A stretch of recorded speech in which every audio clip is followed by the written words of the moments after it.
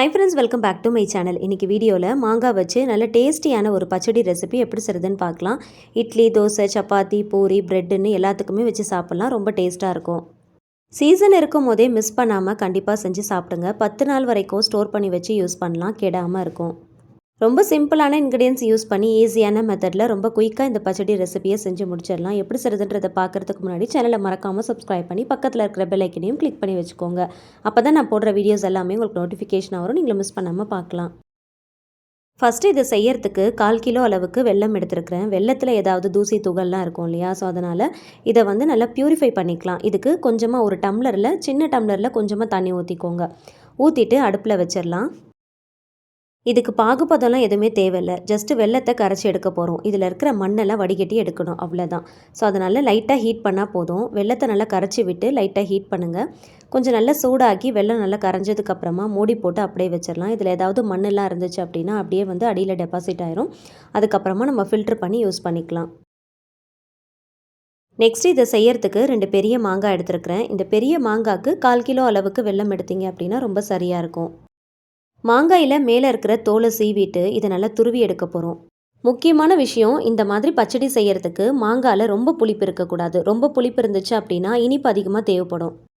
மாங்காய் யூஸ் பண்ணி பச்சடி செய்கிறதுக்கு முன்னாடி ஒரு சின்ன பீஸை கட் பண்ணிவிட்டு டேஸ்ட் பண்ணி பாருங்கள். ரொம்ப புளிப்பாக இருந்துச்சுன்னா வெல்லம் கொஞ்சம் கூடுதலாக எடுத்துக்கோங்க.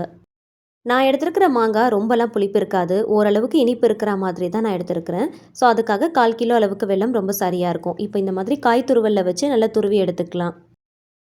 ரொம்ப புளிப்பாக இருக்கிற மாங்காயில் செய்கிறத விட கொஞ்சம் இனிப்பு புளிப்பு கலந்த மாங்காவாக இருந்துச்சு அப்படின்னா டேஸ்ட் ரொம்ப நல்லாயிருக்கும். மாங்காயை துருவிட்டு ஒரு கப்பில் அளந்துக்கோங்க. நீங்கள் எடுக்கிற அந்த மாங்காய் 1 கப் இருக்குது அப்படின்னா அதுக்கு 1.5 கப் அளவுக்கு வெல்லம் சேர்த்திங்கன்னா ரொம்ப சரியாக இருக்கும். இது புளிப்பில்லாத இனிப்பு கலந்த மாங்காவுக்கு இந்த அளவு. இதே ரொம்ப புளிப்பான மாங்காய் எடுக்கிறீங்க அப்படின்னா 1 கப் அளவுக்கு மாங்காய் எடுக்கிறீங்கன்னா 2 கப் அளவுக்கு வெல்லம் எடுத்திங்கன்னா ரொம்ப சரியாக இருக்கும். மாங்காய் 2த்தையும் நல்லா துருவி எடுத்து வச்சாச்சு. இப்போ அடுப்பில் ஒரு பேன் வச்சுக்கலாம். இதில் கொஞ்சமாக ஆயில் ஊற்றிக்கோங்க. ஆயிலுக்கு பதிலாக நீங்கள் நெய் கூட யூஸ் பண்ணிக்கலாம். நெய் சேர்த்திங்க அப்படின்னா இன்னும் நல்ல மணமாக டேஸ்ட்டாக இருக்கும். ஆனால் மோஸ்ட்லி இது ஆயில் யூஸ் பண்ணி தான் பண்ணுவாங்க. இப்போ இதில் ஒரு 1/2 டீஸ்பூன் அளவுக்கு கடுகு சேர்த்து நல்லா பொரிய விடுங்க. கடுகு நல்லா பொரிஞ்சதும் துருவி வச்சிருக்கிற மாங்காவை இது கூட சேர்த்துக்கலாம். ஒரு சில பேர் மாங்காயை துருவிட்டு அதில் இருக்கிற தண்ணி எல்லாமே நல்லா பிழிஞ்சு எடுத்துகிட்டு சேர்ப்பாங்க. அந்த மாதிரி செஞ்சிங்கன்னா சுத்தமாக டேஸ்ட் இருக்காது. அந்த தண்ணியோடு அப்படியே சேர்த்துக்கோங்க. மாங்காயை பிழியாமல் அப்படியே சேர்த்துக்கோங்க. எந்த ஒரு காயை துருவினாலும் அதில் தண்ணி வரதான் செய்யும். அந்த தண்ணியோடு நம்ம அப்படியே சேர்த்து செஞ்சால் தான் அதில் நல்ல ஒரு மணமும் ருசியும் நமக்கு கிடைக்கும். ஸோ அப்படியே சேர்த்து நல்லா கலந்து விடுங்க. மாங்காயில் இருக்கிற அந்த சாறு எல்லாமே நல்லா வற்றி நல்லா ட்ரை ஆகணும். அதே சமயத்தில் மாங்காயும் நல்லா வேகணும். எந்த ஸ்வீட் செஞ்சாலும் அதில் கொஞ்சமாக உப்பு சேர்த்தோன்னா நம்ம செய்கிற ஸ்வீட் கொஞ்சம் எக்ஸ்ட்ரா நிறையா இருக்கிற மாதிரி இருக்கும். அந்த இனிப்பு சுவையை கொஞ்சம் தூக்கலாக காட்டுறதுக்காக அந்த உப்பு சேர்க்குறோம். ஒரு சிட்டிகை அளவுக்கு உப்பு சேர்த்துக்கோங்க. இது கூடவே மிளகாய் தூள் கொஞ்சமாக சேர்த்துக்கலாம். 1 டேபிள் ஸ்பூன் அளவுக்கு மட்டும் சேர்த்துக்கோங்க. வெறும் மிளகாய் தூள் தான் சேர்க்கணும், குழம்பு மிளகாய் தூள் சேர்க்கக்கூடாது. வெறும் மிளகாய் தூளை சேர்த்து நல்லா கலந்து விடுங்க. மிளகாய் தூளுடைய அந்த வாசனையே இல்லாத அளவுக்கு நல்லா கலந்து விட்டு நல்லா வேக விடுங்க. மாங்காய் ஓரளவுக்கு வெந்ததுக்கு அப்புறமா இது கூட சேர்க்கறதுக்காக ஒரு 10 பேரிச்சம்பழம் எடுத்து வச்சுருக்கிறேன். அதில் இருக்கிற சீட்ஸ் மட்டும் ரிமூவ் பண்ணிவிட்டு ஓரளவுக்கு மசிச்சு எடுத்து வச்சுக்கோங்க. அதை இது கூட சேர்த்து நல்லா கலந்து விடுங்க. நார்மலாக செய்கிற பச்சடியை விட இதில் கொஞ்சம் பேரிச்சம்பழம் சேர்த்து பண்ணும்போது டேஸ்ட் இன்னும் ரொம்ப நல்லாயிருக்கும். பேரிச்சம்பழம் சேர்த்து பண்ணுறதுனால நல்ல ஹெல்த்தியாகவும் இருக்கும். இதை சாப்பிட்றதுக்கு அப்படியே ஒரு ஜாம் மாதிரி இருக்கும். ஸோ அதை சேர்த்து நீங்கள் பண்ணி பாருங்கள், ரொம்ப நல்லாயிருக்கும். இதுக்கு பதிலாக நீங்கள் நட்ஸ் கூட சேர்த்துக்கலாம். நட்ஸு சேர்க்கறதுக்கு உங்களுக்கு விருப்பம் இருந்துச்சுன்னா அதை முந்திரி திராட்சையை நல்ல எண்ணெயில் இல்லை நெய்யில் வறுத்துட்டு இது கூட சேர்த்துக்கோங்க. ஆனால் பேரிச்சம்பழம் சேர்த்து பண்ணும்போது இன்னும் ஒரு நல்ல டேஸ்ட்டு கிடைக்கும். பேரிச்சம்பழத்து கூடயே நட்ஸையும் சேர்த்து பண்ணலாம், அதுவும் இன்னும் நல்ல ஒரு டேஸ்ட் கிடைக்கும். இப்போ மாங்காய் நல்லா வெந்ததுக்கப்புறம் நம்ம ரெடி பண்ணி வச்சுருக்கிற வெள்ளை கரைசலை இதில் வடிகட்டிட்டு சேர்த்துக்கலாம். இதே நீங்கள் வாங்குகிற வெல்லம் நல்ல பொடியாக இருக்குது, குவாலிட்டியாக இருக்குது, அதில் மண்ணெலாம் இருக்காது அப்படின்னு நினச்சிங்கன்னா நீங்கள் டைரெக்டாக கூட சேர்த்து நல்லா மிக்ஸ் பண்ணிவிட்டு செய்யலாம்.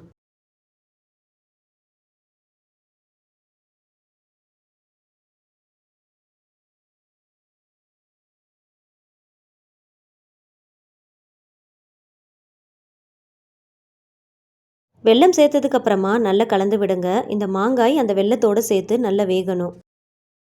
வெள்ளைக்கரைசல் சேர்க்கும் போது கொஞ்சம் தண்ணியாக இருக்கிற மாதிரி இருக்கும். நல்லா மிக்ஸ் பண்ணி நல்லா வேக விடுங்க. நல்லா கெட்டியாக ஆரம்பிக்கும். நம்ம இதில் சேர்த்துருந்த மாங்காய், பேரிச்சம்பழம், வெல்லம் எல்லாமே ஒன்று சேர நல்லா கலந்து விட்டு நல்லா வேக விடுங்க. எல்லாமே நல்லா வெந்து நல்லா திக்காகி வரும்போது நல்லா பார்க்குறதுக்கு அப்படியே ஒரு நல்ல டார்க் கலரில் இருக்கணும். நல்ல ஜாம் மாதிரி இருக்கும்.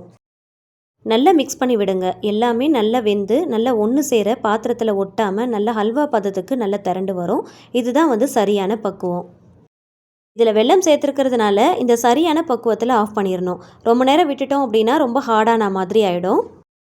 இது பார்க்குறதுக்கும் சாப்பிட்றதுக்கும் அப்படியே ஜாம் மாதிரி தான் இருக்கும். நல்ல ஒரு டேஸ்ட்டாக இருக்கும். சப்பாத்தியோட சீசன் முடியறதுக்குள்ளே கண்டிப்பாக அந்த ரெசிபியை ஒரு தடவையாவது செஞ்சு டேஸ்ட் பண்ணி பாருங்கள். மிஸ் பண்ணிடாதீங்க. அதுக்கப்புறம் கூட நமக்கு மாங்காய் கிடைக்கும். ஆனால் சீசன் இருக்கும் போது நல்ல மலிவாக கிடைக்கும். ஸோ மலிவாக கிடைக்கும் போதே வாங்கி கண்டிப்பாக செஞ்சு டேஸ்ட் பண்ணி பாருங்கள். மாசக்கணக்காக ஸ்டோர் பண்ணி வச்சு யூஸ் பண்ணணும் அப்படின்னு நினச்சிங்கன்னா கைப்படாமல் செய்யுங்க. கையில் க்ளவுஸ் போட்டு செஞ்சீங்க அப்படின்னா ரொம்ப நாளைக்கு கெட்டு போகாமல் வச்சு ஸ்டோர் பண்ணி யூஸ் பண்ணிக்கலாம். கண்ணாடி பாட்டிலில் போட்டு ஃப்ரிட்ஜில் வச்சு ஸ்டோர் பண்ணி யூஸ் பண்ணிக்கோங்க. இந்த ரெசிபி வீடியோ உங்களுக்கு பிடிச்சிருந்துச்சுன்னா மறக்காம லைக் பண்ணுங்க. தெரிஞ்ச எல்லார் கூடயுமே ஷேர் பண்ணிக்கோங்க. கண்டிப்பா நீங்களும் ட்ரை பண்ணி பார்த்துட்டு ஃபீட்பேக் ஷேர் பண்ணுங்க. இந்த மாதிரி சிம்பிள் அண்ட் யூனிக்கான ரெசிபீஸ்க்கு கண்டிப்பா சேனலை மறக்காம சப்ஸ்கிரைப் பண்ணிக்கோங்க. தேங்க்ஸ் ஃபார் வாட்சிங்.